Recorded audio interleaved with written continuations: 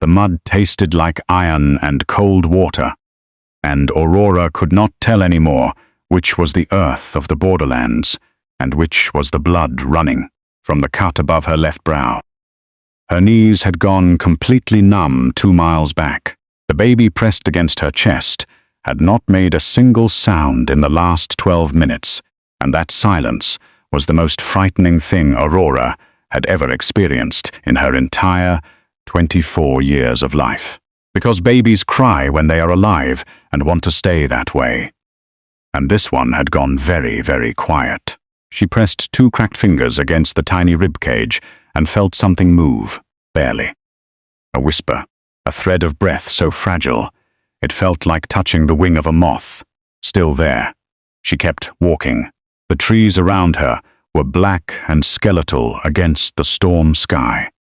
And the wind coming down from the northern ridge was the kind that got inside your bones and stayed. Behind her was Iron Ridge territory. Ahead of her was enemy land. And somewhere in the darkness between the two, wolves were already moving. She could feel it the way you feel a storm before you see it, in the pressure behind the eyes, and the way the animals go silent first. If they caught her, she would not survive the night. If she turned back, the child would not survive the hour. Aurora tightened her arms around the bundle against her chest, lowered her face into the wind, and kept moving, because the choice had already been made. It had been made the moment she found a newborn Heir lying in a wooden crate meant for sick dogs, with a note pinned to his blanket that said, in the beta's own handwriting, "Do not feed. Let nature take its course." She had read those words. She had looked at the baby, and she had made her choice. Hey, quick question. How are you feeling right now? Thank you so much for being here. It really means the world to me. It is essential that we get your support through subscriptions, likes, and comments. So if this story is already pulling at something in your chest, please hit that subscribe button for us. Smash the like, and drop a comment telling us where you are watching from. It helps more than you know. All right? Thank you. Now let's get back to the story. The world of Iron Ridge was built entirely on one idea: strength. Strength determined where you sat at the dinner table. Strength determined whether the head cook gave you a full portion or a half one.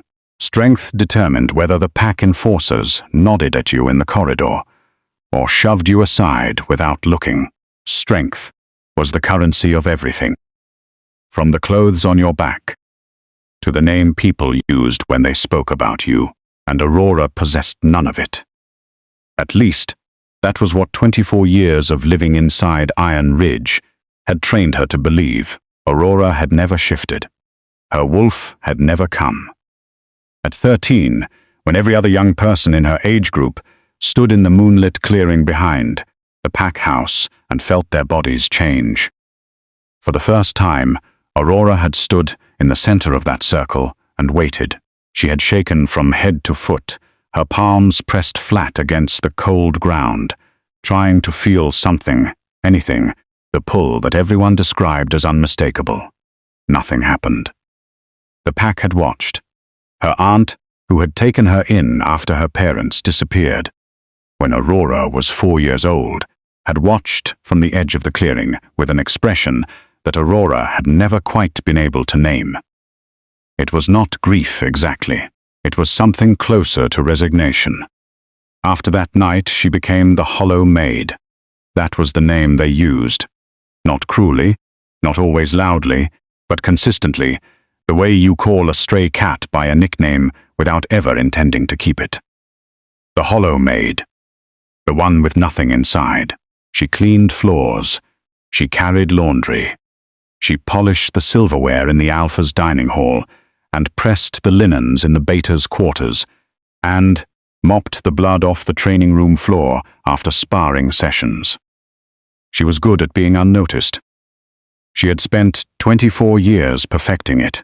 Keep your head down, her aunt had told her once. Do your work. Ask for nothing, and maybe they will let you stay. Aurora had followed that instruction so precisely that she had essentially become part of the furniture of Iron Ridge Pack House. The wolves walked past her the way they walked past a table or a lamp. Sometimes they left their dirty boots beside the door for her to clean without saying a word. Sometimes they spoke freely in front of her about things they should have kept private, because they had long since stopped registering her as a person who could hear them. That invisibility had protected her for years. It had kept her fed and sheltered, and alive in a world where the wolfless had no natural right to any of those things.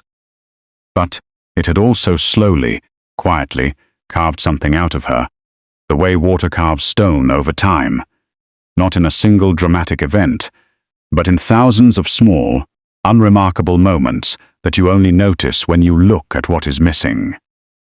On the night everything changed, Aurora had gone to the upper east wing of the pack house to turn down the beds in the nursery suite. Alpha Gregory Ashevale had been away for 3 weeks on pack business, and in his absence, Stefan, the beater, had been running Iron Ridge with the kind of quiet efficiency that made the pack house staff deeply uncomfortable. Stefan was the sort of man who smiled at you while looking at something 3 feet behind your head. He was immaculately dressed at all hours, never raised his voice, and had the particular talent of making every instructions sound like a generous offer. The kitchen staff called him pleasant. The senior enforcers called him effective. Aurora called him nothing at all, because she had learned very early that the most dangerous people in any room were the ones who needed everyone to like them. She had not been assigned to the nursery that night. Her duties ended at the ground floor, but she had been carrying clean linens to the storage cupboard at the end of the upper east hallway when she heard a sound through the nursery door. It was so small she almost dismissed it. Almost it was the sound a living thing makes when it is too weak to make a real sound, a kind of thin, desperate pulling, like a breath being drawn through wet cloth. Aurora stood at the door for a long moment. Then she opened it. The room was cold. The fire in the grate had burned down to grey ash, and nobody had come to rebuild it. The beautiful carved wooden crib that she had helped the housekeeping staff set up 3 months ago, when the Luna had still been alive, and the pack had been celebrating the coming of an heir, sat empty and polished against the far wall. Beside the window, on the floor, was a wooden crate, the kind used to transport grain or laundry. Inside it, wrapped in a single thin blanket, was a baby, 7 weeks old, according to the dates she had heard the staff discussing when he was born. Dark hair, tiny closed fists, lips that had gone pale and dry. And pinned to the blanket, in the unmistakable, slanted handwriting she had seen on every administrative note for the past 3 weeks, was a note in Stefan's hand. It said, "Do not feed, do not attend. Let nature take its course."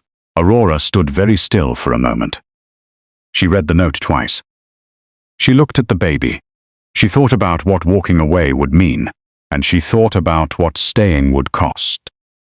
And she thought about the sound she had heard through the door, that tiny, desperate pulling of breath, and something inside her, something that 24 years of keeping her head down had buried very deep, came to the surface and would not go back down.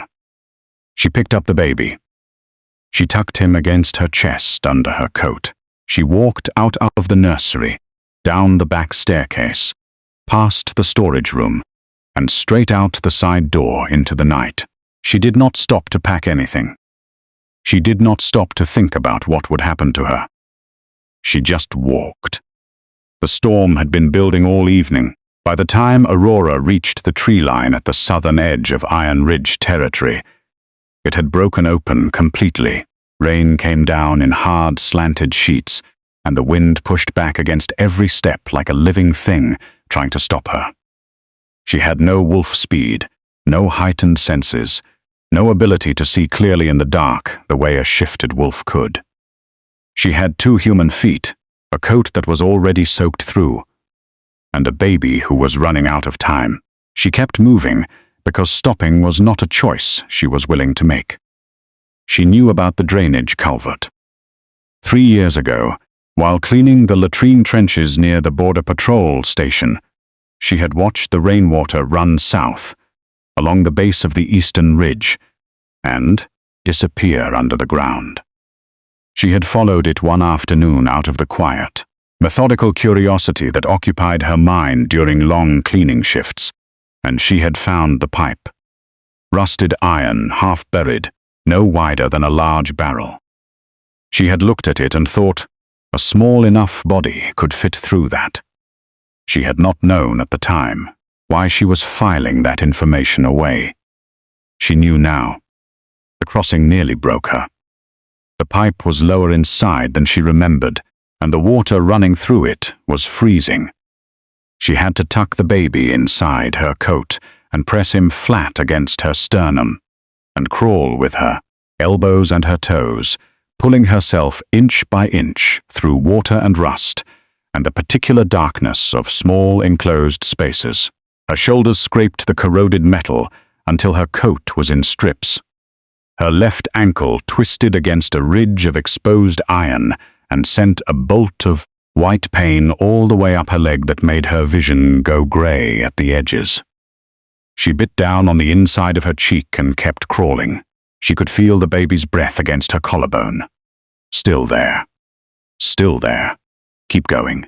She came out the other side into Black Veil territory on her hands and knees in the mud, coughing up water, her whole body shaking. For a few seconds she just breathed. The forest on this side smelled different from Iron Ridge. Sharper, pine resin and frozen stone, and something underneath it that she could not name. Something electric and alive, the way air smells just before lightning. Black Veil. The most powerful pack on the continent. Ruled by Alpha King Dylan Lockhart, a man whose name was spoken in whispers, even inside Iron Ridge. She had heard the stories the way everyone had heard them, passed around kitchen tables and laundry rooms like currency. That his wolf was enormous, that he had ended his own father's life when the old king went feral. An act of mercy that had somehow become a legend of ruthlessness in the East, retelling that he could hear a lie in a voice the way other wolves heard a heartbeat. Aurora did not care about any of that. She cared that Black Veil had a healer named Torin, an old man who was famous across 3 territories for saving pups that everyone else had given up on. If she could reach Torin before the fever burning through this baby's tiny body finished what Stefan's neglect had started, then maybe she had not just destroyed her entire life for nothing. She pulled herself to her feet. Her left ankle screamed. She adjusted the baby inside her coat, making sure his face was clear. Making sure the fabric wasn't blocking his nose, she flimped forward into the Black Veil trees. One step, then another, then another. She had been walking for maybe 40 minutes, moving on nothing but cold adrenaline and the kind of stubbornness that had kept her alive in Iron Ridge for 24 years, when the trees opened into a small clearing and she saw the Border Patrol station. Stone building, thatched roof, smoke rising from the chimney, a wooden post out front carved with the Black Veil sigil, a wolf with its mouth open and amber eyes that, even in carved wood, managed to look like they were watching you. Aurora stopped at the edge of the tree line and looked at it for a moment. She was an Iron Ridge wolf, wolfless or not, standing inside Black Veil territory without permission, carrying the air of a rival pack. What they would do to her if they decided she was a threat was not difficult to imagine. She checked the baby's breathing. Shallow, slower than it had been an hour ago. She walked to the door and knocked. The man who opened it was enormous. Not the tall kind of enormous, but the wide kind, a neck like a tree trunk, forearms the size of most people's thighs, a dark beard and small watchful eyes. He looked at Aurora the way a person looks at something unexpected on their doorstep. Not hostile exactly, but not welcoming either. His nostrils flared almost immediately. He could smell the baby. He looked down at the bundle against her chest, and something in his expression shifted, just slightly, towards something harder to read. "What in the?" he started. Aurora spoke first before she lost her nerve. "Please, he needs a healer. He is 7 weeks old and he is dying, and I will let you arrest me. Lock me up. Do whatever you need to do with me. Just please get him to Torin first." Her voice came out broken, split by a cough that tasted like iron. The big man stared at her. Behind him, at a table with cards spread between mugs of something hot, 2 other wolves had gone completely still. "You came through the culvert," the big man said. It was not a question. He could see the rust stains on her arms and the pipe-shaped bruises on her shoulders. "Yes," Aurora said. "With a baby. He is not mine. He is Smith Ashervale, the Alpha's son. Stefan left him to die. I saw the note." The words dropped into the warm air of the patrol station like stones into a pond. One of the wolves at the table pushed back his chair. The scrape of wood on stone was very loud. The big man, whose name she would learn was Thompson, opened the door wider. "Get inside," he said. She stepped over the threshold. The warmth of the fire hit her like a wall, and her body, which had been operating on pure will for the last 3 hours, simply stopped. Her knees folded. Thompson caught her with one arm, and she felt the enormous gentleness of someone who understood the difference between something sturdy and something that could break. "Easy," he said. Smith cried. A real cry. And not the thin whisper from before, but a full-throated sound that filled the small patrol station from wall to wall. Aurora pulled back the edge of her coat, and in the firelight she saw the baby's face, still pale, still sick, but his eyes were open, and he was crying with the particular outrage of a child who had decided he was not finished yet. Thompson looked at the baby, then he looked at Aurora. "I'm getting Torin," he said. Torin arrived within the hour. He was older than Aurora had imagined him, 70 at least, with the kind of face that had been weathered by decades of outdoor work, into something deeply lined and deeply kind. His eyes were pale grey and missed nothing. He examined Smith with the particular focused efficiency of someone who had spent a lifetime doing difficult things under pressure, speaking quietly to himself as he worked, checking temperature and pulse, and the color of the baby's lips, and the reaction of his pupils to light. Aurora sat wrapped in a borrowed blanket by the fire, her ankle elevated on a stool at Thompson's insistence, and watched with every muscle in her body locked in place.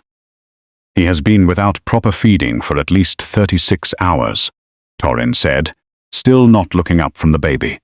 "Fever is significant, not yet critical." He paused. "But another 2 hours in that storm without heat, and we would be having a very different conversation." He glanced at Aurora then. "You crawled through the border culvert carrying him. It was not a question." "Yes," she said. "With a broken ankle?" Thompson added, from the corner, where he had been standing with his arms folded and his face carefully neutral since Torin arrived. Aurora looked down at her elevated foot. "I did not know it was broken at the time," she said. Torin made a sound that was somewhere between a laugh and a sigh. "We are taking you both to the main house," he said. "I need better supplies for the baby, and you need that ankle properly set. Can you travel?" "Yes," Aurora said. "It is not a debate," Torin said pleasantly. "I am asking as a courtesy."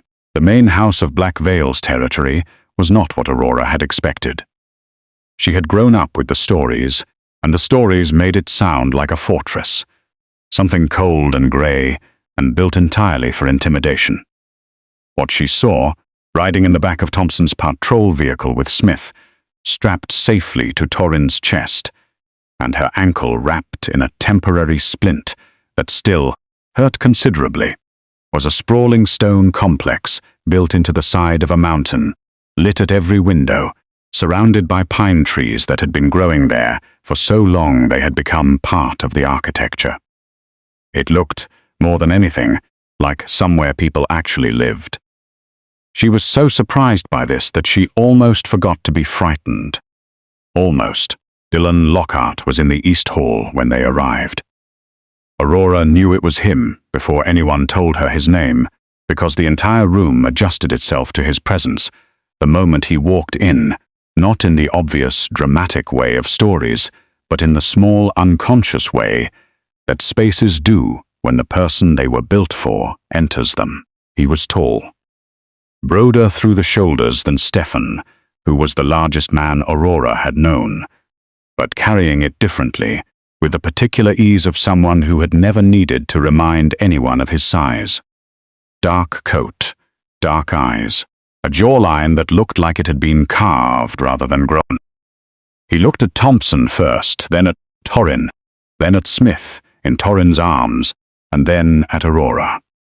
His gaze landed on her and stayed there for a moment longer than she expected, and she became suddenly and acutely aware that she was sitting in a borrowed blanket with mud in her hair and rust stains on her arms, and one bare foot wrapped in medical tape. "Whose child?" he said. "Not a question." "Smith Ashevale," Thompson said. "Gregory's son." The room changed, not loudly, but it changed. Dylan looked at Smith for a long moment without speaking.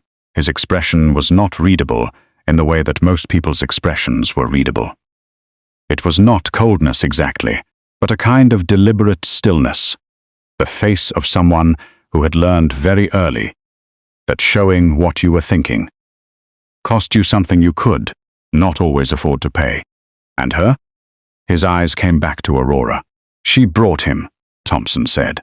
"Crawled through the eastern culvert in the middle of the storm. Broken ankle. 3 hours from Iron Ridge on foot." Another silence. "She is from Iron Ridge," Dylan said. "Yes," Thompson said. "She has no wolf," Torrin added, in the particular tone of someone adding a relevant medical detail, not a judgment. Dylan looked at Aurora directly. "Why?" he said, just that one word. Aurora had been preparing, in the back of her mind, since the moment she knocked on the patrol station door, for the question of why she had done this. She had been rehearsing something that sounded reasonable and calm and not too dangerous. What came out instead was the truth. "I found him in a crate, with a note that said to let him die. And I could not do that." She paused. "I know that does not make strategic sense from where you are standing. I am an Iron Ridge Omega with no wolf and no standing, and I walked into your territory with another pack's heir. And I understand completely if your next move is to lock me in a room somewhere. But he needed a healer, and Torrin was the only name I knew that meant a real chance, so that is what I did." Dylan held her gaze for 3 seconds. Then he said, to no one in particular, "Give her a room, a proper one, and get Torrin whatever he needs for the child." She was given a room in the East Wing that was larger than the entire servants' corridor. She shared with 9 other women back in Iron Ridge. There was a fire already lit, and fresh clothes folded at the foot of a bed with an actual wool blanket, instead of the thin cotton she had been sleeping under for years, and a tray of food that someone had left on the small table by the window. Real food.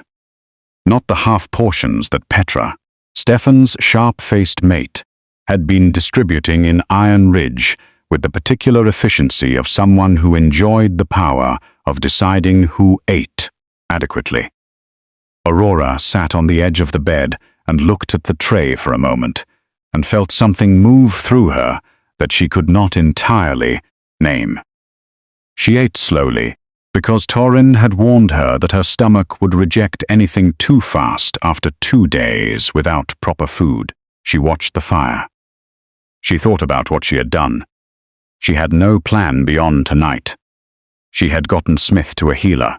That was the whole of what she had decided, back in that cold nursery with the note in her hand. Everything after that was uncharted. She did not know if Gregory Ashevale knew his son had been left to die. She did not know if Stefan had noticed yet that the baby was gone. She did not know what happened to Iron Ridge women who entered Black Veil territory without permission, regardless of their reasons.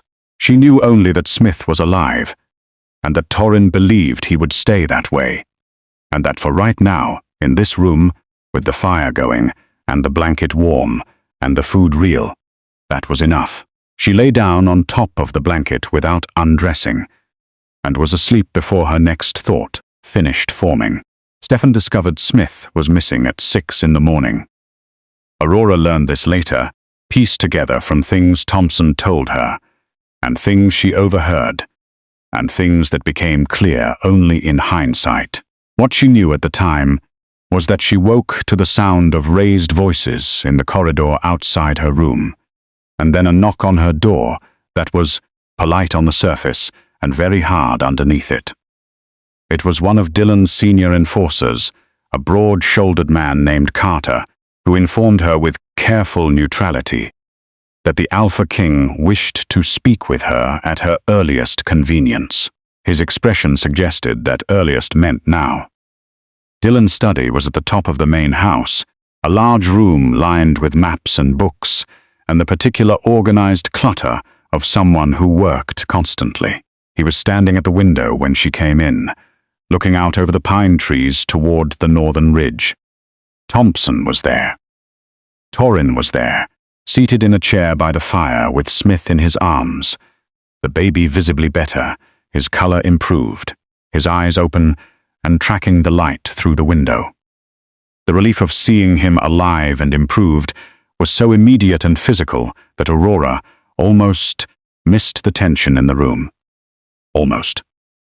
"Stefan has sent a formal territorial complaint," Dylan said, still looking out the window.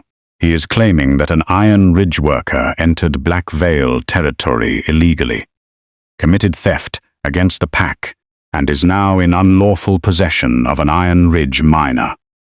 He turned from the window then. "He is demanding the return of the child and the extradition of the person who took him." The room was very quiet. "He is calling Smith stolen property," Aurora said. Her voice was completely flat. "He is, yes," Dylan said. "He is also calling me a thief," she said. "Yes, for saving the baby he left to die." "That is the claim, stated differently." Aurora looked at him. "What does the note say?" Dylan's expression shifted, just slightly. "What note?" he said, and it was not quite a question. "The note that was pinned to Smith's blanket," Aurora said, "in Stefan's handwriting, saying, 'Do not feed, let nature take its course.' I left it on the crate when I took Smith. I did not think to bring it." Dylan looked at Thompson. Thompson looked at Carter. Carter, who had clearly been assigned the task of gathering information before this meeting, said, "We sent a scout back through the eastern route before dawn. The crate is still in the nursery. The note is still pinned to it." Something moved across Dylan's face. "Bring me the note," he said. Carter left. Dylan turned back to the window. "If the note is in Stefan's handwriting, and the content is as you describe," he said quietly, "then what we are looking at is not a territorial dispute." He paused. "It is an attempted execution of a pack heir, documented in the hand of the man currently running Iron Ridge in Gregory Ashervale's absence." The weight of that settled over the room slowly, the way a storm settles, its full size becoming visible only once you are already inside it. Over the next 2 days, what had seemed like an act of desperate rescue by a Wolfless Maid began to look like something far larger. Carter's team in Iron Ridge turned up more than the note. They found records, carefully kept and just as carefully hidden, showing that Stefan had, over the previous 7 weeks, since Alpha Gregory left for the Interpack Summit, systematically removed every trace of Smith's existence from official Iron Ridge records. Birth registry entries altered, medical attendance logs for the Luna's final hours rewritten to make it appear that the pack physician had been present, rather than attending to Stefan's mate's sprained ankle while the Luna bled. Correspondence between Stefan and a senior Iron Ridge elder named Robert, who served as the pack's head enforcer. That suggested a much longer and more deliberate plan than a single cold night in a nursery. Stefan had not acted on impulse. He had been building toward this for months. The Luna's death, which had devastated the pack and sent Gregory Ashervale into a grief so deep he had barely been present even before the summit trip, had been the opportunity Stefan had been waiting for. With Gregory away, with the pack off balance, with a 7-week-old heir who had no one positioned to protect him, Stefan had moved. He had forged documents in Gregory's name that would have transferred Alpha authority to the Beta in the event of the heir's death before reaching maturity. He had arranged for the pack physician to be deliberately unavailable the night Smith was born. He had been constructing, with meticulous patience, the conditions for a power transfer that would look natural and inevitable from the outside. He had simply not counted on Aurora. Torrin told her this carefully, over several conversations in the days that followed, because he was the one who seemed to understand that she needed to absorb it in pieces, rather than all at once. He was a man who had the quality, rare in Aurora's experience, of delivering terrible information without making it feel like a blow. He had been a healer for 50 years. He had sat with people through the worst moments of their lives, often enough that he knew the difference between knowledge that helped and knowledge that only hurt. And he knew how to give you the first kind without drowning you in the second. You walked into the middle of something you did not know was there, he told her one evening, while she was helping him with Smith's evening feed, the baby now taking a bottle properly and with the focused intensity of someone making up for lost time. Yes, Aurora said. Most people who do that, Torrin said, are very lucky or very extraordinary. Sometimes they are both. She looked at him. I just did not want him to die, she said. I know, Torrin said. That is exactly what I mean. Dylan Lockhart did not avoid her, exactly, but he was not easy to find either. He moved through the main house on a schedule that seemed to exist on a frequency slightly outside normal human hours. Early mornings and late nights, present at meals sometimes and absent at others, always surrounded by the low-level organized activity of a kingdom being run. Aurora had been given, after the first 2 days, a kind of provisional status that was neither prisoner nor guest, something more like a person in an undefined situation that everyone was being courteous about while the adults decided what to do. She was free to move through most of the main house. She was not to leave the main compound. She spent most of her time with Smith and Torrin, which suited her perfectly well. She found Dylan unexpectedly in the library at 10 o'clock on her 4th night, surrounded by maps and what looked like a week's of correspondence. He looked up when she came in.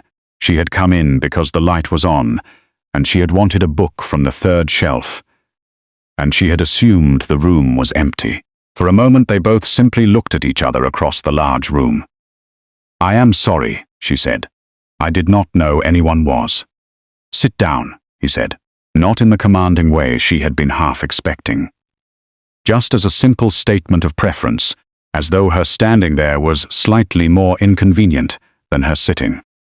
She sat in the chair across from his desk, mostly because she was too tired to argue, and looked at the maps spread between them. She recognized the border region between Iron Ridge and Black Veil territory, because she had just crawled through it. You have read the correspondence we recovered, he said. It was not a question. Torrin showed me some of it, she said. Stefan forged documents in Gregory's name, Dylan said. We believe Gregory has no knowledge of this. The summit he was attending ended 4 days ago. He has not yet returned to Iron Ridge.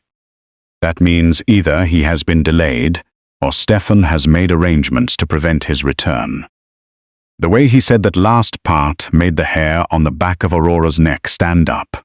You think Stefan has done something to Gregory, she said. I think it is a possibility we cannot afford to ignore, Dylan said. He looked at her directly. I have a question I need to ask you about Robert. Robert. She had heard the name twice in the correspondence Torrin had shown her, and both times it had made something in her stomach tighten in a way she could not fully explain. She knew Robert. Not well, not personally, but the way you know everyone in a pack house when you spend enough years cleaning their rooms and pressing their clothes and emptying their wastebaskets. Senior enforcer, scarred along the left side of his jaw from a border dispute 15 years ago. The kind of physically imposing presence that everyone else organized their movements around without consciously deciding to. He had never been unkind to her specifically. He had also never been kind. He had been the particular variety of powerful person who simply did not see her at all. He was in the correspondence, she said. He and Stefan exchanged messages for at least 6 months, Dylan said. Robert was the one who kept the pack physician away the night Smith was born. He was the one who altered the birth registry. He has been Stefan's instrument for this from the beginning. She was quiet for a moment. Why are you telling me this? She asked. Dylan paused. Because you are the only witness to the nursery, she said. You saw the crate. You saw the note. You saw the state the child was in. When this comes before the Interpack Council, which it will, your testimony will be the only account of what actually happened that night that does not come from inside Stefan's chain of influence. I need to know if you understand what that means. Aurora looked at him. It means Stefan will do everything he can to make sure I do not get the chance to give it, she said. Dylan held her gaze for a moment. Yes, he said. He started eating dinner with her 3 days after that. Not formally. Not as an occasion. He simply appeared in the smaller dining room off the East Hall, where she and Torrin and Thompson had been taking their meals, sat down and ate. The first time, no one said anything about it. The second time, Thompson raised his eyebrows at Aurora across the table and she kicked him under it. By the fourth time, it was simply what happened at dinner in the East Hall. Dylan asked questions, not the probing kind, but the genuine kind, the questions of someone who found the answers actually interesting. He asked her about growing up in Iron Ridge. He asked what the servants' quarters were like, whether the pack house was warm in winter, what the food was like on non-feast days. The questions had the quality of someone filling in gaps in a picture they had been looking at from too far away. She answered them honestly, which was easier than she expected. There was something about the way he listened that made honesty feel less dangerous than it usually did. You are not what I was expecting, she said to him one evening, before she had thought about whether that was appropriate. He looked at her. You have heard the stories, he said. Everyone has heard the stories, she said. The wolf who blocked out the moon. The king who. She stopped herself. He almost smiled. Just barely. The king who what? He said. Never mind, she said. The king who killed his father, he said quietly. The almost smile was gone. I know what they say. He was quiet for a moment. My father went feral. It happens sometimes, when a wolf lives with grief for too long without help. He had been feral for 8 months. He had killed 3 pack members and injured 11 others. There was no healer who could reach him by that point. The council had been debating for weeks what the right thing was to do. He paused. I stopped the debate. Aurora looked at him carefully. That was not cruelty, she said. No, he said. It was not. But the story is easier to tell as cruelty. People understand cruelty. Mercy is harder to explain. She thought about that for a long time after dinner. Thompson noticed. Of course Thompson noticed. Aurora was beginning to understand. A man who noticed everything and said approximately 40% of what he noticed out loud, and filed the rest, away with the patience of a very large, very perceptive person who had learned that timing mattered. He said nothing for a full week. Then one morning he found her in the courtyard helping Torrin with Smith, who had recovered sufficiently to be indignant about the cold, and was expressing this opinion at considerable volume, and Thompson stood there with his arms folded and said, conversationally, "He has not eaten dinner in his study in 11 days. Aurora looked up. "I noticed," she said. "Just so you know," Thompson said, "in about 30 years of knowing him, I have never seen him voluntarily take his meals anywhere other than his study or the formal dining hall." He paused. "Corfort, or the courtyard, in summer." "That is very interesting," Aurora said neutrally. "I thought so," Thompson said, and walked away. The formal territorial complaint was Stefan's first move.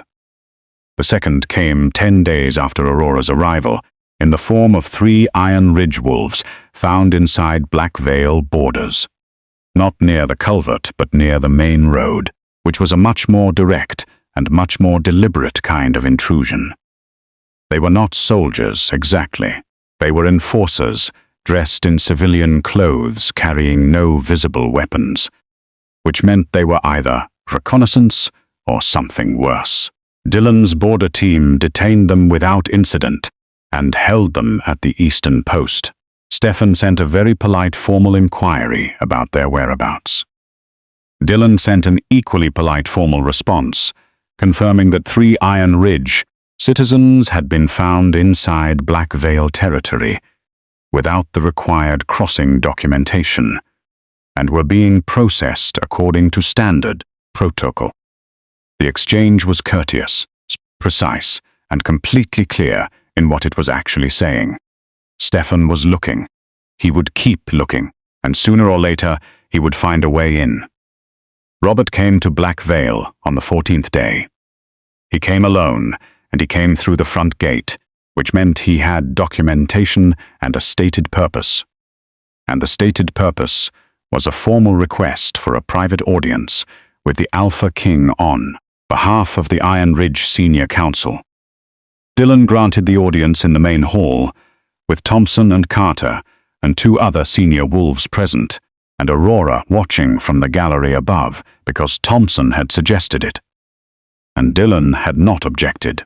Robert was exactly as she remembered him from Iron Ridge, large, scarred, with the face of a man who had made a significant number of difficult decisions, and was currently in the middle of making another one. He stood in the center of the hall and looked around the room with the careful attention of someone mapping his exits, and then he looked up at the gallery for just a moment, as if he had known she was there. "I am not here on Stefan's behalf," Robert said. His voice was lower than she remembered. He said it to Dillon directly, without preamble. "I am here because Stefan has Gregory." The hall went very quiet. "Explain," Dillon said. Robert explained. Gregory Ashervale had been returning from the Interpack Summit when Stefan's people intercepted him 2 days outside Iron Ridge territory. He was alive and unharmed, being held at a secondary property Stefan owned 300 miles north. Stefan's plan, as Robert understood it, was to keep Gregory contained until he could make the documents forging the Alpha succession appear legitimate enough to present to the Interpack Council. He needed Gregory unable to dispute them long enough to establish Stefan's authority as a fact rather than a claim. Once the Council recognized Stefan, Gregory's account would be dismissed as the desperate story of a deposed Alpha. "Stefan does not know I am here," Robert said. "He sent me to confirm the child is still alive. He's planning to bring a larger team. He wants the child back in Iron Ridge under his authority before Gregory can make contact with any external support." He paused. "I have been part of this from the beginning. I am aware of what that means. But I will not be part of what happens next." Dillon looked at Robert for a long time without speaking. Aurora, from the gallery, watched Robert's face.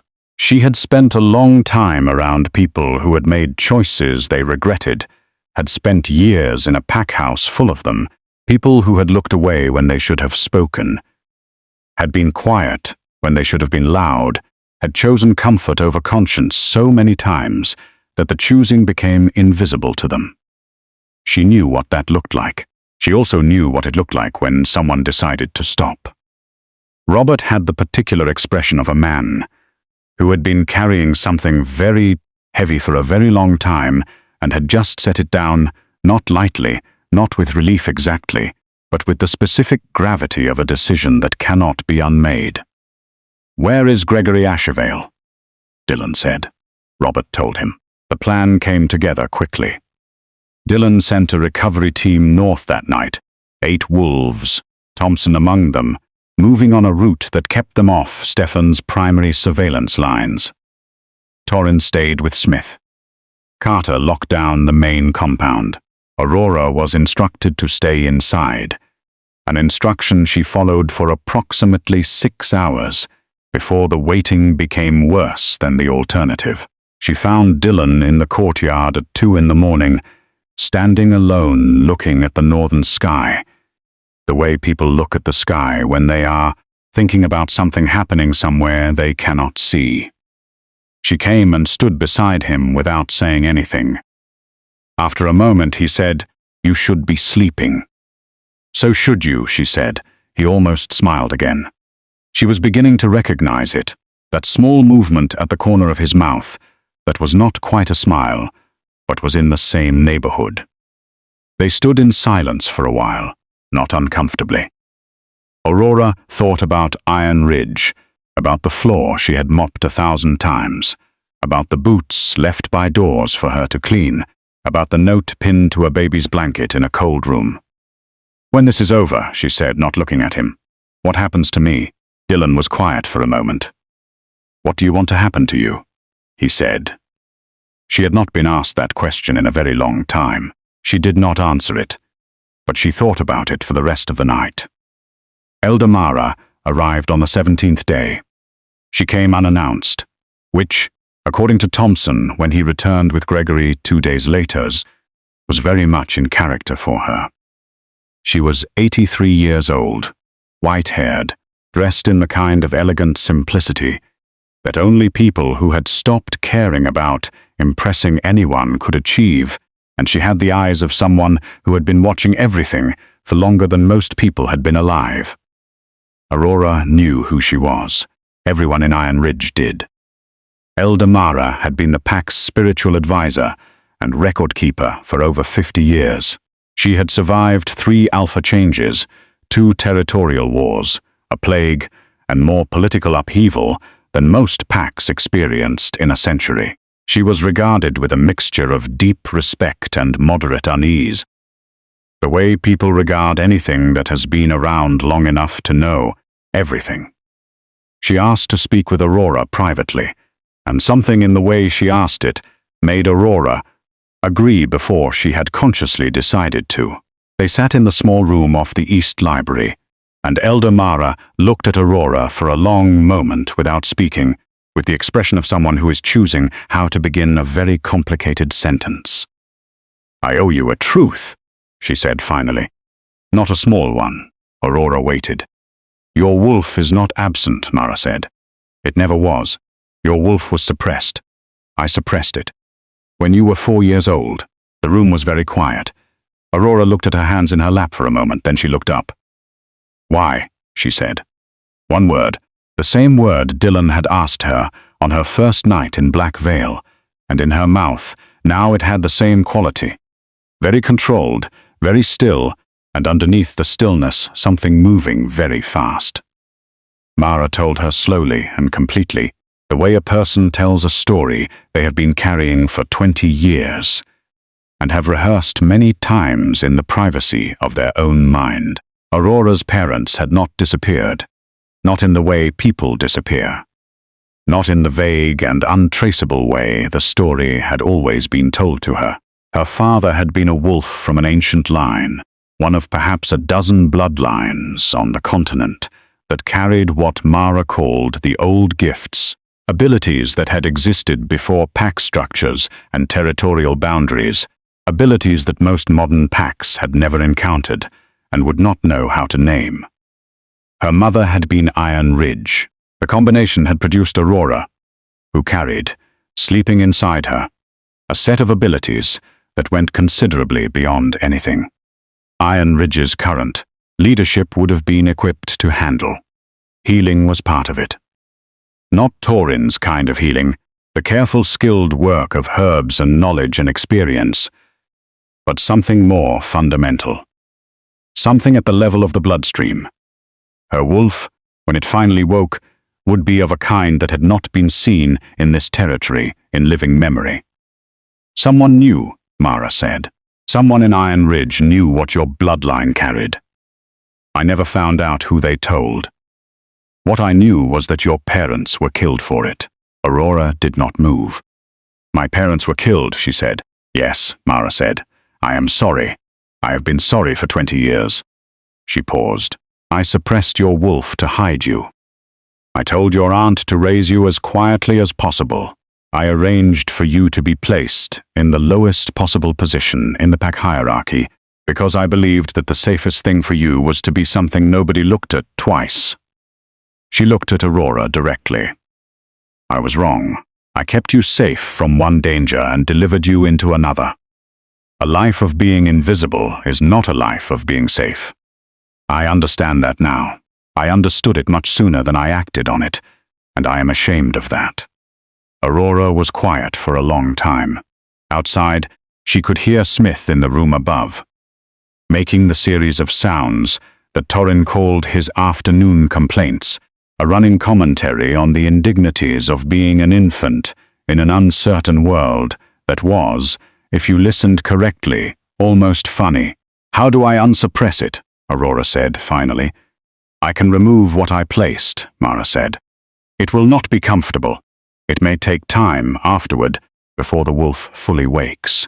These things do not happen on a schedule. She paused, and once it is done, the people who killed your parents will eventually know you are alive and whole. That is not a small thing. Aurora looked at her. I have been living at the bottom of a hierarchy that believed I had no value, she said. For 24 years, I have been scrubbing floors and carrying laundry and eating half portions while people who could not have lasted an hour in the cold I just walked through reminded me daily that I was nothing. Her voice was even. Whatever comes after this, I would like to be whole for it. Mara nodded slowly. Yes, she said. I thought you might say that. Gregory Ashevale arrived 2 days after Mara. He was thinner than the portraits in the Iron Ridge packhouse, and the grief that had been in his eyes, even in those formal images, was now closer to the surface, less contained. He was clearly a man who had spent a long time being kept away from something he desperately needed to get back to. Thompson helped him out of the vehicle in the main courtyard, and he stood for a moment with one hand against the stone wall, getting his footing, and then he looked around and said quietly, My son. Torin was already coming down the steps with Smith in his arms. Gregory crossed the courtyard in 4 steps and took the baby and stood very still, holding him, not speaking, his face doing things that Aurora felt were private enough that she looked away. She was standing at the edge of the courtyard, and when she looked away from Gregory and Smith, she found Dylan standing a few feet from her, also not watching the reunion, giving it the same respectful space. He glanced at her sideways. She glanced back. Neither of them said anything. Gregory found her that evening. She was in the library again, which had become her default location for thinking, and he knocked on the open door and stood there in a way that did not quite fit his size, the way people stand when they are trying to take up less room than they usually do. As an apology for something, he sat across from her when she gestured at the chair. He looked at her for a moment. They told me what you did, he said. What happened in the nursery? Yes, Aurora said. He was quiet. Then, I have been away from Iron Ridge for 3 weeks and my son was nearly dead, and I did not know any of it. I have been grieving my mate so completely that I left a 7-week-old child in the care of people I should have looked at more carefully. I know what that means. I am not asking you to tell me it is all right. I was not going to, Aurora said. He looked at her. A small sound, not quite a laugh. No, he said. I did not imagine you were. He looked at his hands. I also know that the people who took care of him when I was not there were you, and Torin, and Dylan Lockhart's household, and that the last person on that list anyone would have expected to be there is you. He paused. I owe you something that is not adequately expressed by the phrase thank you, but I am starting there. Dylan found her the next morning. Properly found her, not the accidental library version.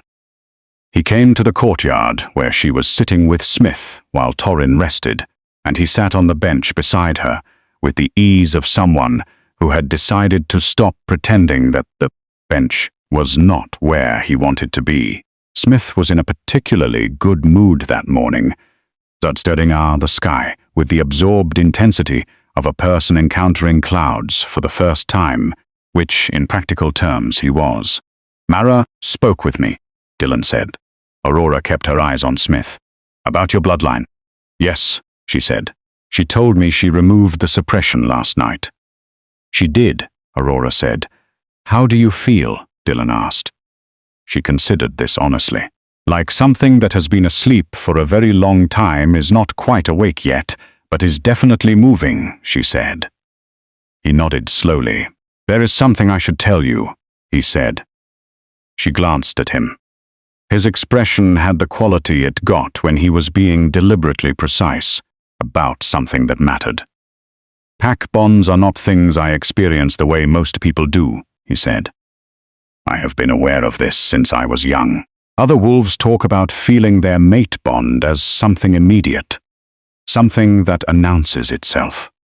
Mine has always been quieter, more like a direction than a sound. He paused. I have been facing the same direction since the night you came through my front door. The quiet that followed was not uncomfortable. It was the kind of quiet that happens when something real has been said, and both people are giving it the space it deserves. Aurora looked at Smith. Smith had found his own hand and was examining it with considerable suspicion, as if it might be someone else's hand that had ended up attached to him by mistake. I am a Wolfless Maid from a rival pack, she said eventually. You are a 24-year-old woman from an ancient bloodline who walked 3 miles through a storm with a broken ankle to save a child she had never met, Dylan said, and who has since, in the space of 17 days, managed to unravel a conspiracy that has been building for months, navigate the politics of 2 hostile territories without starting a war, and have dinner every night with the man everyone in 3 kingdoms describes as unapproachable. She looked at him. The corner of his mouth did the thing. I am not unapproachable, he said. You are a little unapproachable, she said. He did not deny it. The wolf in me has been pointing at you since the first night, he said quietly. I wanted to say that clearly. I am not asking anything from it. I am only saying it because I think you deserve to know the true state of things. She did not answer him that day. She thought about it for 3 days, with the particular thoroughness of someone who has learned not to trust good things too quickly, because good things had, historically, had a cost. She thought about the ways she had been told, for 24 years, that she had nothing to offer. She thought about the note in the nursery. She thought about the storm, and the culvert, and the cold, and the way Smith had cried in the patrol station, with the defiant outrage of a child who had decided to stay. She thought about what it meant to be seen clearly by someone who did not need anything from you. And on the 3rd evening she found Dylan in the East Hall and she said, I am not the same person I was 3 weeks ago. I do not know yet exactly who I am becoming. But I would like to find out near you if that is still where you are pointing. He looked at her for a long moment. Yes, he said. Simple as that. Stefan did not wait for the Interpack Council. That was the thing about men who believed their own plan deeply enough. They became unable to imagine the plan failing, which meant they became unable to see the signs of its collapse. until it was already complete. Carter's intelligence network inside Iron Ridge had been tracking Stefan's movements for days, and the picture that emerged was of a man who had received Robert's silence as confirmation, who did not know yet that Robert had defected, and who was moving his timeline forward because he believed Gregory was secured. And the child was still in a location he could reach. Stefan came with 16 enforcers through the northern road, not sneaking, not using a culvert, but driving hard and fast in a convoy that suggested either tremendous confidence or someone who had run out of patience for subtlety. They were met at the outer gate by Thompson. Thompson was alone, which was the first thing that should have told Stefan something was wrong, because in 20 years of service to Dylan Lockhart, Thompson had never stood at a gate alone unless he was perfectly comfortable with whatever was behind him. Stefan stepped out of the lead vehicle and looked at Thompson, and Thompson looked back at him with the particular expression of a very large, very calm person who has already seen how this ends. "Stefan," Thompson said pleasantly, "Dylan Lockhart is requesting your presence in the main hall." He paused. "All 16 of your people are welcome to remain at the gate. There is coffee in the station." Stefan did not take the coffee. He left 15 of his enforcers at the gate and walked into the main hall with one. And what he found there was Gregory Ashevale, alive and present and standing beside Dylan Lockhart, with Robert on Dylan's other side, and Aurora across the room holding Smith, and Mara seated near the fire, and the original note from the nursery in a sealed document case on the table in the center of the room. Stefan looked at all of this for a long moment. To his credit, or perhaps to the credit of 20 years of practice in maintaining composure, his face did not immediately change. He looked at Robert, and something moved in his expression, just briefly, before the composure settled back over it. "Robert," he said quietly. "Stefan," Robert said. Stefan looked at Gregory. "You appear to be well," he said. "Better than I would have been if your timeline had held," Gregory said. His voice was very steady. Stefan's gaze moved around the room methodically, cataloging, calculating, arriving at last at Aurora holding Smith. He looked at her for a long moment with eyes that had nothing behind them that she could name as human warmth. The eyes of a man who had long since traded that particular resource for something more useful to his purposes. "The maid," he said. "The witness," Dylan said from across the room. Stefan turned to look at him. "This will go to the Interpack Council," Dylan said. "You know that, the documents, the correspondence, Robert's testimony, Gregory's account. You built something very thorough. It is going to be dismantled just as thoroughly." Stefan was quiet then. "You cannot prove intent. We do not need to," Dylan said. "We need to prove outcome. A 7-week-old Heir in a dog crate in a cold room with a note in your handwriting. That is the outcome. The council will determine intent from there." What happened next was brief and chaotic. Stefan's remaining enforcer moved first, which meant Stefan had planned for this possibility. Even if he had not fully believed it would come, the enforcer went for the document case on the table. Carter, who had been standing so still near the door that he had essentially become part of the wall, moved to intercept him. There was a collision, a very loud one, that involved a chair and the corner of a bookcase and considerable noise. Stefan moved toward Aurora and Smith, which was almost certainly a mistake, because what he was not accounting for was that Aurora was no longer the person who had learned 24 years ago to make herself small. Something had shifted in the 3 days since Mara removed the suppression. She could feel it now, the way you can feel a word you have been trying to remember, finally coming to the surface. Not fully awake yet, but awake enough. She did not shift that night in the hall. She stepped back, putting herself between Stefan and Smith, and she looked at Stefan with the particular expression of someone who has decided not to be afraid anymore, and something in that expression stopped him. Not for long, but long enough for Thompson to come through the side door in about 3 steps and put Stefan on the floor in a way that was so efficiently executed it almost looked choreographed. Stefan hit the ground hard. The room went very still. Smith, who had been watching all of this from Aurora's arms, with the alert and slightly outraged expression of an infant encountering raised voices, made a sound of extreme disapproval and buried his face in Aurora's shoulder. Aurora held him. She looked at Dylan across the room. He was looking at her. Not at the chaos, not at Stefan on the floor, not at Carter and the enforcer and the overturned furniture. At her. "Are you hurt?" he said. "No," she said. Smith made another sound of disapproval, directed, it seemed, at the entire situation. "He is going to be a very opinionated alpha someday," Torin said from the doorway, where he had appeared with the serenity of someone who had seen enough chaos in his life to stop being surprised by it. No one disagreed. They took Stefan and his enforcers into custody that night to await Interpack Council proceedings.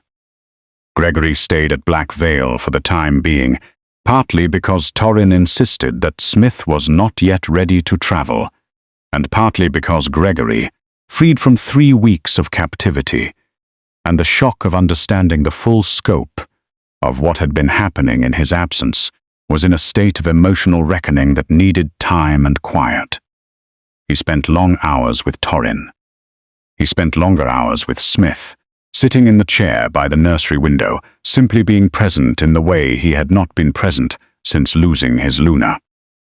He was, Aurora thought, watching him from the doorway one afternoon, a man trying to rebuild himself from materials he had let deteriorate for a long time. She understood that. She was doing the same thing. The shift happened 3 days later, at the old mountain sanctuary above the main compound. Mara had suggested it, a location she described as one of the old places, stone and pine and altitude, where the separation between the physical and whatever lay underneath it was, according to her experience, somewhat thinner than usual. Aurora had gone up there in the early morning with Dylan beside her, and Thompson, a discreet distance behind, because Thompson's idea of giving people space was to be 40 feet away instead of 4, and she had sat on the stone at the edge of the tree line and looked out at the mountains and let herself be still for the first time in as long as she could remember. Dylan sat beside her. He did not speak. He was learning, she thought, that she needed silence the way other people needed noise, that quiet was not something to fill for her, but something to inhabit. It started the way Mara had described it. Not dramatic, not the way the stories made it sound, not a violent, sudden transformation, but something more like a tide coming in, a warmth beginning at the base of her spine, a deepening of everything, her hearing, the air against her skin, the smell of pine and frozen stone, going from information to something more immediate and particular. She had expected it to feel foreign. What surprised her was how completely familiar it felt. Like a word she had always known, but had been prevented from speaking. The wolf woke in her the way dawn comes, not in a single moment, but in a gradual, inexorable brightening, the darkness not disappearing, but the light growing, until the darkness was simply part of a larger picture. She shifted. The first time it happened, it was brief, disorienting, extraordinary. She came back to herself kneeling on the stone, her hands pressed flat against it, breathing hard, with tears she had not planned for running down her face. "Aurora," Dylan said quietly, beside her. "I know," she said. Her voice came out rough. "I know I am all right." She was more than all right. She was, for the first time in her entire life, exactly what she had always been meant to be. Thompson, from 40 feet away, said nothing for a full 30 seconds. Then, in the tone of someone delivering completely unremarkable news, "About time." Aurora laughed. It came out slightly ragged, which was understandable given the circumstances. But it was a real laugh, the kind that comes from somewhere deep and is not performing for anyone. Dylan looked at her sideways, with that corner of the mouth movement that she had decided was the version of joy that 20 years of responsibility had taught him to scale back to something he could sustain. She reached over and took his hand. He went very still for a moment, the way a person goes still when something they have been hoping for arrives without warning. Then his hand closed around hers, careful and warm and sure, the grip of someone who has no intention of letting go. The Interpack Council convened 6 weeks later. It was, by all accounts from people who attended these things regularly, one of the more consequential hearings in recent memory. The evidence against Stefan was comprehensive. The forged documents, the correspondence with Robert, the note from the nursery, Aurora's testimony, Robert's full account delivered in person, the medical evidence of what Smith's condition had been when Aurora brought him to Black Veil, and the testimony of the healer who had been deliberately kept from the Luna during Smith's birth, a woman named Dr. Eileen Marsh, who had been living outside Iron Ridge territory for 7 weeks because she feared for her safety, and who came forward once she learned that Robert had turned and that the evidence was already built. Stefan was stripped of his beta rank, his property holdings, his pack membership, and remanded to the custody of the Interpack Tribunal for Criminal Proceedings. He was, by the time the council was done, a man who had nothing. He had traded everything he had been given for power. He had been willing to kill a child to obtain, and he had lost both.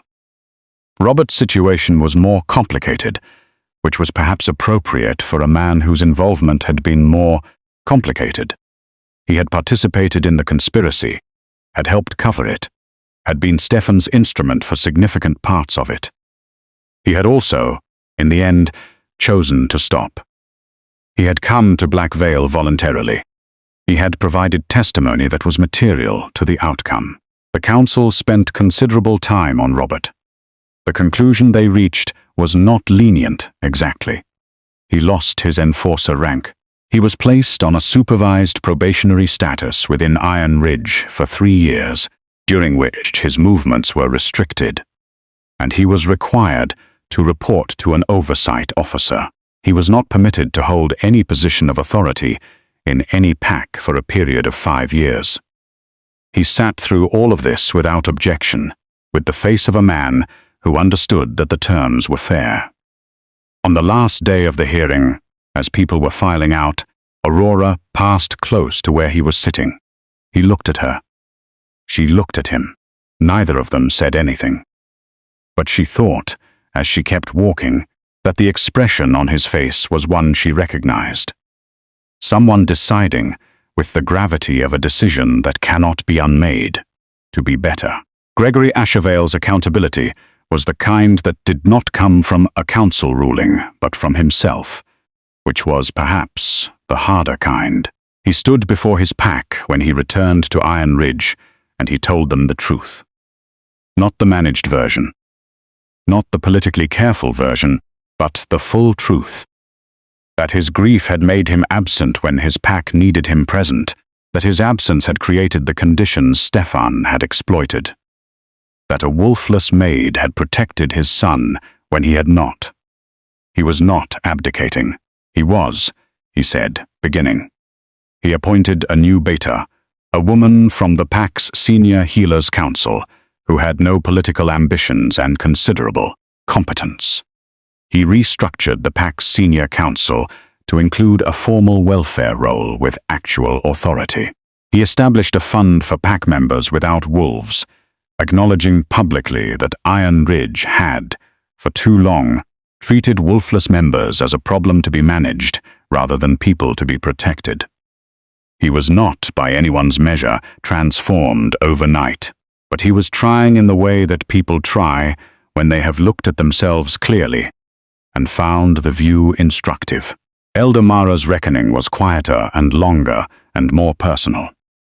She stayed at Black Vale for some time after the council, at Torrin's invitation and Torrin's encouragement, which amounted to the same thing. She and Aurora talked, more than once, in the way people talk when they have a great deal of complicated history between them, and are trying to build something different on top of it, without pretending the history was not there. Mara was not, she told Aurora, asking forgiveness, because she did not believe forgiveness was something that could be asked for, only something that might eventually be offered if the person who had been wronged decided that carrying the weight of it was no longer useful. I made choices that affected your entire life without your knowledge or consent, she said one evening. That is a serious thing. I knew it then, and I know it now. I am sorry for it. Aurora looked at her for a long time. You thought you were protecting me, she said. I was, Mara said, and I was also wrong. Aurora thought about the cold nursery, about the storm, about 24 years of cleaned floors and half portions, and the particular exhaustion of being called nothing, for so long that you almost begin to believe it. I know you were protecting me, she said, finally. I am going to need more time with the rest of it. Mara nodded. Yes, she said, that is fair. Torrin was given, at Gregory's request and Dylan's enthusiastic agreement, the formal position of Chief Healer for the Interpack Medical Council. A newly created role with actual resources and actual authority, and the kind of compensation that meant he would never again have to choose between purchasing supplies and heating his own rooms. He accepted this with the particular grace of someone who had been doing the work regardless of the recognition for so long that the recognition was genuinely secondary, but who was also not too proud to acknowledge that resources made the work easier. He celebrated by making his lamb stew for everyone in the main compound, a considerable undertaking, and the evening that resulted was one of the warmer ones Aurora would remember from that period of her life. Thompson ate 3 bowls and pretended to only have eaten 2. Thompson was offered a formal military appointment by Dylan, something with a title and a uniform, and the kind of official ceremony that Thompson regarded with approximately the same enthusiasm he regarded paperwork. He accepted the substance and declined most of the ceremony, which Dylan had anticipated and had therefore made optional. Thompson's actual response to the offer was to look at Dylan for a moment and say, "You are asking me to keep doing what I have been doing, but with more paperwork." And Dylan said, "Yes," essentially, and Thompson said, "Fine." And that was the end of that. What Thompson did with genuine and unambiguous enthusiasm was become Smith's unofficial first protector, a role that Smith, once he was mobile enough to have opinions about these things, embraced with equal enthusiasm, trailing Thompson around the compound with the focused adoration of a child who had found his person. Smith's first official appearance in Iron Ridge, at 3 months old, was a larger political occasion than anyone had originally intended, because by that point, the story of the Wolfless Maid and the Alpha's heir had moved through 3 territories, the way true stories move, unstoppably, and with considerable embellishment at the edges. There were people at the gate of Iron Ridge on the day of the visit who had come from 2 packs over just to see. Aurora noticed this from the window of the vehicle and said quietly, to no one in particular, "This is a great deal of fuss for a very small person." "The fuss is for you too," Dylan said from beside her. She glanced at him. "I cleaned floors," she said. "You crossed 3 miles of enemy territory in a storm, with a broken ankle and a dying baby," he said, "and then you testified before the Interpack Council, and exposed decade-long conspiracy, and shifted for the first time in your life on a mountain, and somewhere in there you also managed to eat dinner with me every night. Which, according to Thompson, is the most remarkable achievement of the entire series of events. She pressed her lips together. Thompson needs something productive to occupy his time, she said. Dylan's hand found hers across the seat. Iron Ridge was different when she walked back into it. Not physically. The floors were the same. The corridors were the same. The particular smell of wood polish and cold stone that had been the backdrop of her entire adult life was exactly as she remembered it. But the way the people in it moved when she came through the door was different. Some of them she had worked alongside for years, had pressed laundry beside, mopped floors near, and sat across from in the kitchen during half-portion suppers, and they looked at her now with something she was still learning to receive without bracing for the cost of it. Not awe, that would have been strange and a little uncomfortable. More like the particular quality of recognition that comes when someone you thought you knew turns out to be considerably more than you understood. Gregory was at the door. He nodded at her, the way a person nods when a great deal of meaning has been poured into a small gesture and neither party needs it explained. She nodded back. Dylan, beside her, said nothing but was close enough that she could feel the warmth of him, which had become, in the weeks since the mountain, something she reached for without thinking about it. The formal ceremony was Gregory's idea, and Aurora was deeply suspicious of ceremonies in general, but Torin, who was developing the particular skill of making things sound like they were, her idea when they were actually his, had talked her around to it over 3 evenings of very good stew. It was simple. Gregory stood in the main hall of Iron Ridge, with his pack around him and Smith in Dylan's arms at the front, and he said, clearly, and without political flourish, that the Wolfless Maid who had been called the Hollow of Iron Ridge had, through an act of courage that had cost her significantly, and protected a child who could not protect himself, demonstrated more of what it meant to belong to a pack than the pack itself had been demonstrating. He said that the rank she had held had been a failure of the pack's understanding, not a statement of her worth. He said that Iron Ridge owed her a debt it could not fully repay, and he said that if she was willing, she would always have a home in Iron Ridge, not as its servant, but as its honored guest, for as long as she wanted it. Aurora listened to all of this, and felt something she had not expected to feel. Standing in the hall where she had spent years scrubbing floors, which was simply seen, fully and correctly, and at last, she did not move back to Iron Ridge. She had made a different home by then, and it suited her in ways she was still discovering.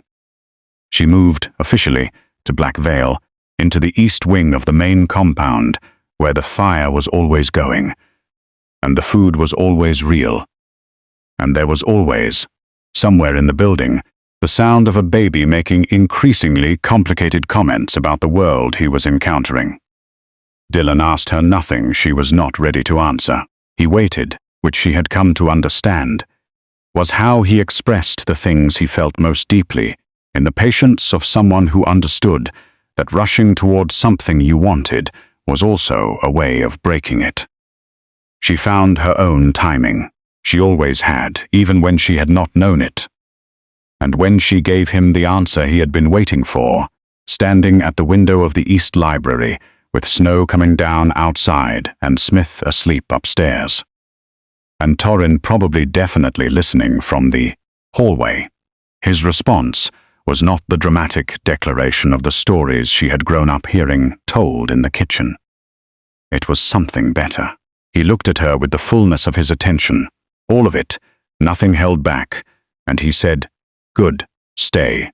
The spring came slowly to Black Vale territory, the way spring comes in places that have real winters, not in a single warm day, but in a gradual warming of the stone and a greening at the edges of things, small and persistent, working upward from the ground. Aurora noticed the exact morning it arrived. She was in the courtyard before anyone else was awake, which had become her habit, those early hours when the compound was quiet. and the sky was doing something worth watching. She was 25 now. The winter had changed her, not in the way that difficult things change you by diminishing you, but in the way that difficult things change you when you come through them intact, by showing you the exact dimensions of what you are made of. She was a woman who knew her own dimensions now. It was an extraordinary thing to know. Smith found her first, as he often did, having acquired in the past months the particular early waking habits of a child who had decided that morning was the best part of the day, and that, sleeping through it, was a waste of perfectly good noise he could be making. He came out onto the courtyard stones in his socks, which no one had managed to stop him doing, and walked with the focused determination of someone who had very recently learned to walk, and was still in the phase of finding it impressive. And he reached her and grabbed her leg with both hands and made the sound that meant, up. She picked him up. He immediately attempted to grab her braid, which was ongoing. She intercepted his hand and held it, and he accepted this compromise with the good nature of someone who understood that certain negotiations were temporary. She turned so they were both facing east. The sky was doing something extraordinary. The first real sunrise of spring, the light coming in long and warm and unhurried over the ridge, painting the pine trees gold, and the stone walls pink, and the snow on the mountain above them, the particular pale color of something that would not last, but that was, right now, very beautiful. Dylan came out a few minutes later. He had the 2 mugs, which meant he had heard her get up, because he always heard her get up. And the fact that he never commented on it was one of the things she had quietly added to the list of things she loved about him, a list that had been growing, with some surprise on her part, at a fairly consistent rate, since the night she stood in the East Library and said she wanted to find out who she was becoming near him. He sat beside her on the courtyard bench. Smith immediately redirected his attention from the sunrise to Dylan, reaching out with both arms, with the expectation of someone who knows perfectly well he is wanted. Dylan took him. Smith settled against his chest and looked back at the sunrise with the expression of a child who is completely certain that the world is a safe and interesting place, which was, Aurora thought, the most important thing a child could believe, and the hardest thing to give them. She thought about Iron Ridge. She thought about the cold nursery and the note and the dog crate and the storm. She thought about the culvert and the broken ankle and the patrol station and the warmth of the fire hitting her like a wall. She thought about Torrin's pale grey eyes and Thompson's enormous gentleness and Mara's voice saying, "Your wolf was never absent." She thought about Dylan on the first night, asking her why with that single word, and her answer, the most honest thing she had said in years, "Because I could not do that. Because a child's life had been worth more than her safety. Because some choices make themselves, underneath the surface of who you think you are, from the material of who you actually are." She thought about all of it, and what she felt, sitting in the first spring light of her 25th year, with Dylan's shoulder warm against hers and Smith in his arms reaching for the sunrise, with the absolute conviction of someone who expects the world to be worth reaching for, was not triumph, not vindication, not the dramatic settling of accounts. What she felt was simply, this, all of this. It was enough. It was more than enough. It was everything. She had spent 24 years being told she was hollow, empty, a log with nothing inside.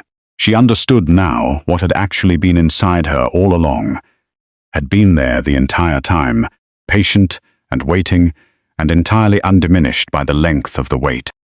Not a wolf, although the wolf was real and present, and her own in a way that still, months later, made her catch her breath sometimes when it woke fully and reminded her of its size. What had been inside her, through every half-portion meal, and every cold corridor, and every boot left by a door, and every pair of eyes that looked through her as though she were furniture, a person, complete and whole, and worth exactly as much as anyone had ever been worth, which was entirely the full amount, not negotiable, not contingent on shifting or rank or pack approval, or anyone else's willingness to see. She had always been worth that. She knew it now in her bones. And the knowing felt above everything else like coming home.